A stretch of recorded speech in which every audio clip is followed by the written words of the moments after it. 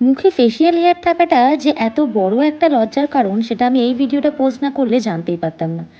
তো আজকের ব্লগটা নিয়ে চলে এসেছি তোমাদের সামনে। আজকের দিনটা ছিল 13ই ফেব্রুয়ারি। অনেকটা লেটে ব্লগ পোস্ট করছি। এই দিনে আমার দুটো মিষ্টি ব্রাইড ছিল। এই হচ্ছে আমাদের সেকেন্ড ব্রাইডের লুক অ্যান্ড এটা হচ্ছে আমাদের প্রথম ব্রাইডের লুক।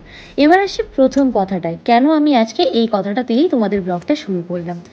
একদম 13 তারিখে প্রথমবার আমি চলে গিয়েছিলাম আমার লোকেশানে কাজ করতে। মানে আমার লোকেশান বলতে আমার ম্যাক্সিমাম ক্ষেত্রে বেহালার বাইরেই ম্যাক্সিমাম কাজ পড়ে। কিন্তু এই দিনে আমার দুটো কাজই বেহালার ভেতর ছিল এবং একদম আমার বাড়ির থেকে জাস্ট 5 মিনিটের ডিস্টেন্স ছিল। পুরো ব্লগটা তোমরা দেখলে আজকে পুরো ঘটনাটা বুঝতেই পারবে।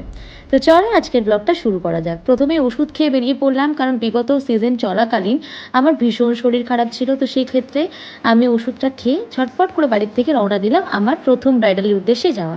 দেখো রওনা দিলাম আর পৌঁছেও গেলাম। এই হচ্ছে আমার মিষ্টি ব্রাইড সুস্মিতা। হ্যাঁ, ওর নামও কিন্তু সুস্মিতা, আমারই নামে নাম ওর। আর এই জায়গাটা দেখে আমার মনে একটা ভীষণ শান্তি হয়ে গেল।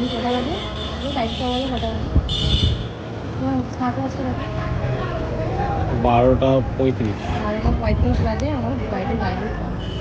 ও, কি ভালো লাগছে আমার। সিজনের প্রত্যেকটা ব্রাইডই আমার খুব মিষ্টি ছিল, কিন্তু এই ব্রাইড যেন একটু বেশিই মিষ্টি ছিল। কেন এরকম বলছি, কারণ আমার দেওয়া টাইমে একদম পারফেক্টলি ও রেডি ছিল। একদম 12:35-এ আমি ওর বাড়িতে ইন করি, মানে ওর ভিলায়। অ্যান্ড দেখি ও পুরো রেডি। আমার অ্যাসিস্ট্যান্ট অলরেডি ওকে শাড়ি ড্র্যাপ করে ফেলেছে, তোমরা দেখলেই এখানে বুঝতে পারবে। এবার আসি প্রথম ঘটনায়। যখন আমি এই ব্রাইডের ভিডিওটা পোস্ট করেছিলাম ওর ফেসিয়াল হেয়ার নিয়ে, আমার ব্রাইডের কোনো রকম কোনো অবজেকশন বা কোনো অসুবিধা ছিল না। কিন্তু অনেক উল্টোপাল্টা পাবলিকে প্রচুর সমস্যা হয়ে দাঁড়ায়, যেগুলো কিন্তু আমি তোমাদের ভিডিও শুরুতেই দেখিয়ে ফেলেছি। তাদের মতে ফেসিয়াল হেয়ার নাকি একটা লজ্জাজনক ব্যাপার, যেটাকে নাকি ওপেন ফোরামে বলাটা ভীষণ বড় অপরাধের ব্যাপার। আমি এই ব্লগটার মাধ্যমে তোমাদের কাছ থেকে জানতে চাই যে সেটা সত্যিই কি খুব বড় একটা অপরাধ। আর এখানে আমার ব্রাইড বলছিল যে ওর কীরকম রিকোয়ারমেন্ট ছিল। তো সেগুলো কিন্তু আমি তোমাদেরকে অলরেডি একটা ডিফারেন্ট ভিডিওতে শেয়ার করেছি। এবং তার সাথে সাথে বলে রাখি, আমার এই ব্রাইডের প্রচুর ফেসিয়াল হেয়ার ছিল এবং সে কিন্তু রেজিং করাতে চায়নি। অনেকটা বেশি থাকার কারণে আমি শুধু ওর আপার লিপের সাইডটা একটু রেজিং করতে বলি, নইলে খুব বাজে দেখাচ্ছিল। বাকি কিন্তু ওর ফুল ফেসের হেয়ার আমি একেবারে হাত দিইনি। যে কারণবশত আমি শুধুমাত্র তোমাদের কাছে এই মেসেজটা পৌঁছে দেওয়ার চেষ্টা করলাম যে কামিং সিজনটা কিন্তু প্রচণ্ড গরম হতে চলেছে এবং এই ফেসিয়াল হেয়ারের ভেতরে কিন্তু আমাদের প্রচণ্ড পরিমাণে সোয়েটিং হয় এবং যেখানে হেয়ার থাকে সেই জায়গাগুলো মেকআপ ঠিকঠাক করে বসানো যায় না। শীতকালে সেটা ব্যতিক্রম হয় বই কি, শীতকালে অনেক যেহেতু তাড়াতাড়ি মেকআপ বসে যাওয়ার চান্সেস এই কারণেই থাকে কারণ ওয়েদারটা প্রচুর ড্রাই থাকে এবং ফেস থেকে সোয়েটিং খুব একটা বেশি হয় না। কিন্তু হেয়ার থাকলে এটা বাজে ব্যাপার এটাই দেখায় যে হেয়ারগুলো আমাদের মেকআপের পরে বিশ্রীভাবে উঠে আসে এবং দেখায় যেন জায়গাগুলো ব্ল্যাক ব্ল্যাক হয়ে গেছে। এইটুকুই জাস্ট আমি একটা ভিডিওর মাধ্যমে তোমাদের কাছে ছোট্ট মেসেজ পৌঁছে দেওয়ার ট্রাই করেছিলাম, যাতে তোমরা কামিং ব্রাইড যারা রয়েছো তারা যাতে নিজেদের ফেসিয়াল হেয়ার সম্পর্কে একটু সতর্ক হও।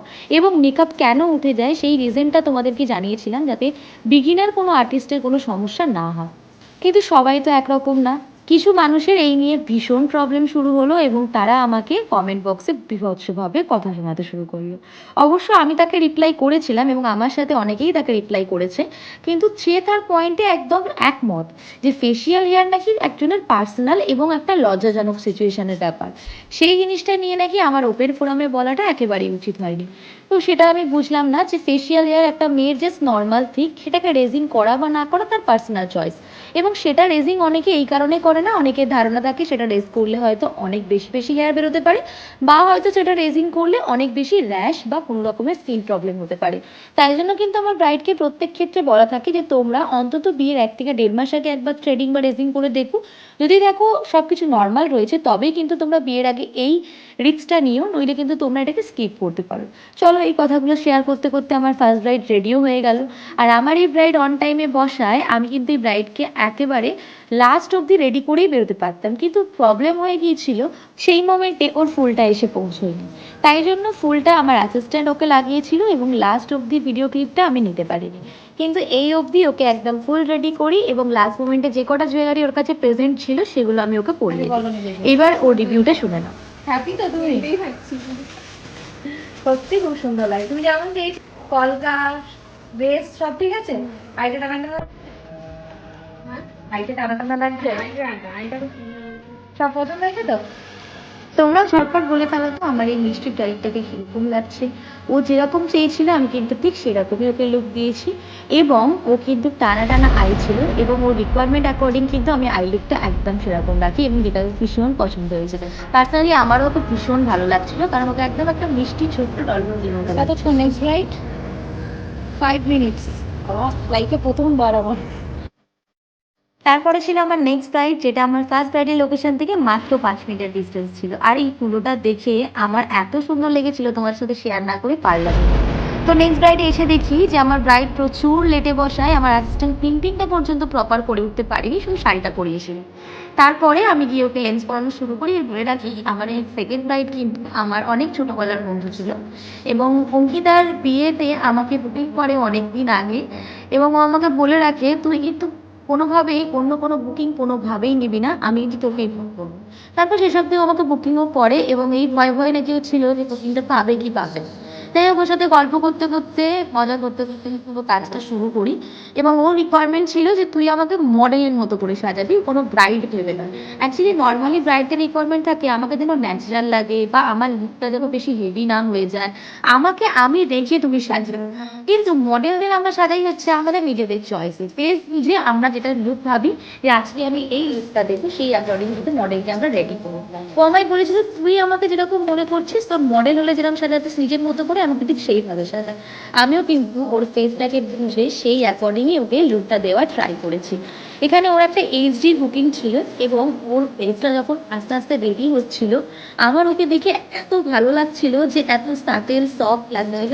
তার সাথে ও ঠিক যেরকম ধরনের আমার কাছ থেকে রিকোয়ারমেন্ট দেখেছিল, হেয়ার থেকে শুরু করে কলকা, আমি সেভাবেই করেছি, এবং আমার যতটা মনে হয়েছে যে ওর ফেসের সাথে যাবে আমি সেই সামঞ্জস্যটা রেখেই কিন্তু ওর পুরো লুকটা কমপ্লিট করার চেষ্টা করেছি। একটা লুক কিন্তু কমপ্লিট শুধুমাত্র মেকআপে হয় না, শাড়ি, ব্লাউজ, গয়না, মাথার টিকলি থেকে নাকের নথ, প্রত্যেকটা জিনিস কিন্তু ভীষণ ভ্যারি করে এই জায়গায়। কেমন লাগছে? আমি রিভিউ দেবো না, আমি দেবো না রিভিউ। খুব ভালো হয়েছে, বলেছে মডেলের মতো সাজাতে, ও সত্যিই মডেলের মতন সাজিয়েছে। আমি আমি পুরোটাই ওর বসিয়েছিলাম, ওর পুরো নিজের বলছে। সেখানে একটা বেটার লাগবে, তো শুধুমাত্র মেকআপের উপরে ডিপেন্ড করে তোমরা যদি মনে করো তোমরা তোমাদের ড্রিম লুক পাবে, সেটা কিন্তু কখনোই পসিবল না।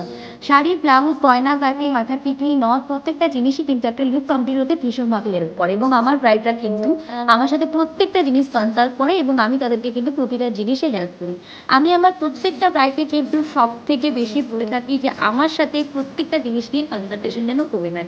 সে কিরকম লুক চাইছে, তার অ্যাকর্ডিং কীরকম টিকলি নেওয়া উচিত, কীরকমভাবে সে নথ পরবে, কীরকম কালারের ব্লাউজ ভালো লাগবে, শাড়ির কালারটা তার উপরে কীরকমভাবে যাবে, এই কনসালটেশনগুলোর মাধ্যমে কিন্তু তোমরা আরও নিজেদেরকে এনহ্যান্স করতে পারবে তোমাদের স্পেশাল ডেতে। তাই এই জিনিসগুলো কিন্তু একদম পারফেক্ট, যার নলেজ রয়েছে এই সম্বন্ধে অনেকটা বেশি, সেই আর্টিস্টের থেকে কিন্তু তোমাদের এইগুলো প্রপারভাবে জেনে নেওয়াটা ঠিক দরকার, তবে কিন্তু তোমরা তোমাদের বিয়েতে এই লুকটা পাবে।